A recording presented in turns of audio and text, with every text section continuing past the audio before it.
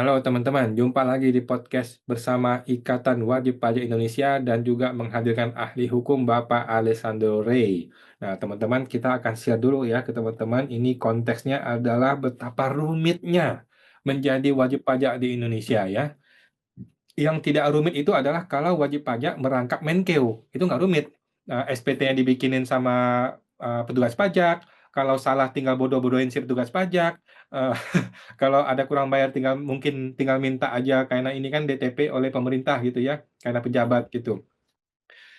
Tetapi yang bagi kita-kita nih, wajib pajak yang tidak punya channel, wajib pajak yang bukan konsultan pajak, wajib pajak yang bukan pejabat, sulit sekali ya, rumit sekali jadi wajib pajak ini kita ini ya. Mau lapor susah, mau bayar susah, udah punya duit mau bayar nggak bisa bayar, sistem konteksnya error, udah lapor pun dipersulit. Udah lapor nih, mau minta salinan laporannya, nggak bisa keluar berminggu-minggu. Mungkin mungkin Natal tahun 2028 keluar tuh PDF-nya ya, hasil perintan dari Cortesnya ya. Nah, ini bagaimana nih ahli hukum Pak Rey bisa menanggapi nih Pak, betapa sulitnya wajib pajak di Indonesia. Silakan Pak Rey. Ya, terima kasih Pak Wan, Pak Rinto. Jadi kalau kita bicara tax model di Indonesia, memang kita harus akui bahwa itu tidak sesederhana dibandingkan dengan negara lain ya. Nah, saya tentunya juga berpikir ya, apakah bisa tax model kita dibuat sederhana? Tapi kalau mau dibuat sederhana, tentu peraturannya menjadi lebih sederhana juga kan, Pak Awan dan Pak Rinto. Nah, Betul. masalahnya peraturan kita juga memang dibuatnya kompleks, Pak. Ya, mulai dari undang-undang sampai kepada Perdirjen dan Kepdirjen itu dibuat sangatlah banyak dan kompleks, Pak. Ya. Nah, oleh karena itu memang makanya ada saking kompleksnya, Pak. Ada kantor pajak yang begitu banyak di Indonesia, ada kanwil yang begitu banyak di Indonesia, dan ada pengadilan pajak khusus, Pak, di Indonesia.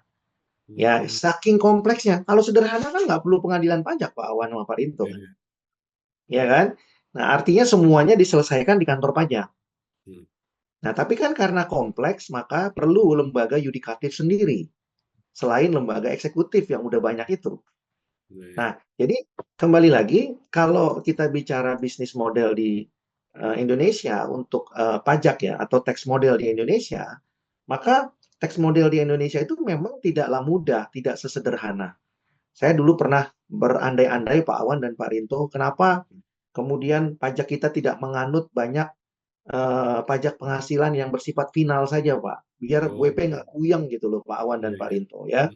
Nggak puyeng untuk kemudian mengkreditkan Bupot gitu ya. Nggak puyeng untuk menghitung pajak masukan dalam konteks PPN gitu ya. Tapi nggak dibuat final aja semuanya kan gitu ya.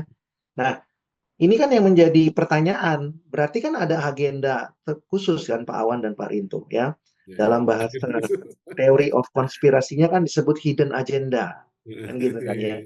Nah, hidden agendanya sebenarnya apa? Ya kan? Sehingga ini dibuat kompleks sekali ya. Nah, jadi contoh misalnya, kalau kita beli barang ya tentu kita membayar PPN ya. Nah, kalau PPN itu eh, kita sudah bayar, harusnya kita bisa manfaatkan Pak Awan dan Pak Rinto. Tapi kan ternyata PPN itu sebagai pajak masukan kan tidak bisa semuanya dikreditkan, kecuali kita adalah PKP misalnya. Tapi kalau non PKP kan uang itu kan menjadi milik negara, harus hangus dong. Apa barang yang kita beli gitu ya, kecuali memang barang itu bukan objek PPN. Nah, jadi memang ada agenda di mana ketika wajib pajak tidak terpenuhi atau tidak memenuhi syarat, maka pajak masukan itu kan menjadi milik negara, ya. Nah, kalau begitu memang negara diuntungkan dalam konteks seperti itu. Artinya pajak masukannya tidak bisa dikreditkan atau digunakan oleh wajib pajak yang bersangkutan kecuali dia PKP. Nah, tapi kalau semuanya dibuat final misalnya, ya kan tidak pasti akan bisa dinikmati itu pajaknya. Tapi karena tidak final, ya kan, maka akan ada penghitungan lagi kan gitu, Pak. Nah, konsekuensi penghitungan itu bisa digunakan, bisa tidak digunakan, bisa hangus dan bisa tidak hangus. Nah, jadi memang dibuat seperti itu supaya ada pemasukan gitu loh, Pak. Ya kan? Karena kalau dibuat tidak seperti itu, maka semua pajak yang dibayarkan oleh warga negara tidak mungkin sia-sia, tidak mungkin hangus. Tapi karena dibuat seperti sistem seperti yang sekarang ini, maka ada pajak yang dibayarkan oleh warga negaranya, tapi tidak bisa diklaim kembali. Hmm. Ya, memang dikondisikan seperti itu. Begitu juga dengan PPh misalnya. PPh kan misalnya kalau kita dipotong oleh pemberi kerja, ya, ya mungkin kalau apa namanya, kalau kita bisa mengkreditkan, ya, itu akan baik kan begitu, ya, akan baik ya kalau kita bisa mengkreditkan. Tapi ada juga dalam kenyataannya kan kita kadang-kadang apa namanya tidak bisa mengkreditkan itu antara satu tidak paham, yang kedua tidak ada bupotnya, ya kan? Nah, jadi ini juga jadi persoalan kan begitu ya. Ini yang jadi persoalan kemudian karena memang sistemnya mengharuskan demikian, ya.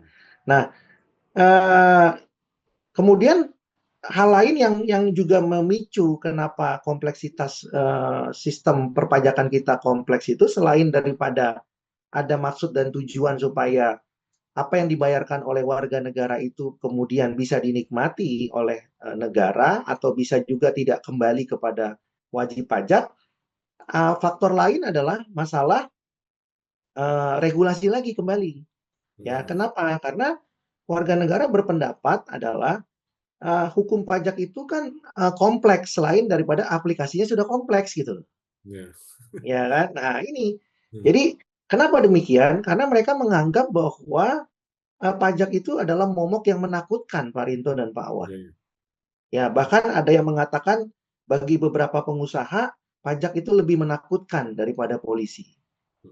Ya, nah ini kan yang kemudian juga menyebabkan aplikasi pajak itu secara psikologis itu atau perpajakan di Indonesia secara psikologis itu menjadi lebih kompleks, Pak, karena Ya.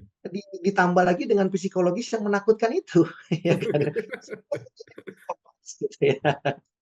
Padahal seharusnya kan tidak sekompleks itu, gitu ya. Nah, jadi oleh karena itu sebenarnya kalau dimungkinkan, ya, apakah sistem perpajakan kita bisa lebih sederhana? Menurut saya sih bisa. Cuman ini pekerjaan rumahnya tidak bisa hanya dilakukan oleh lembaga eksekutif. Ya, tentu harus bersama-sama dengan lembaga yudikatif dan juga lembaga legislatif ya untuk melaksanakan ini. Ya, eksekutif dan legislatif membuat peraturan lebih simpel dan lembaga eksekutif membuat aplikasi juga simpel dan yudikatif juga memeriksanya juga tentunya menjadi lebih simpel dan lebih cepat, sederhana, berbiaya murah ya.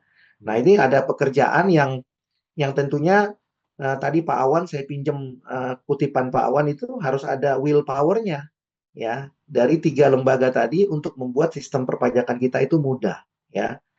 Jadi dari tahun 83 Pak Awan dan Pak Rinto, kalau kita bertanya kepada setiap orang di Republik ini, tidak ada yang mengatakan pajak itu sederhana.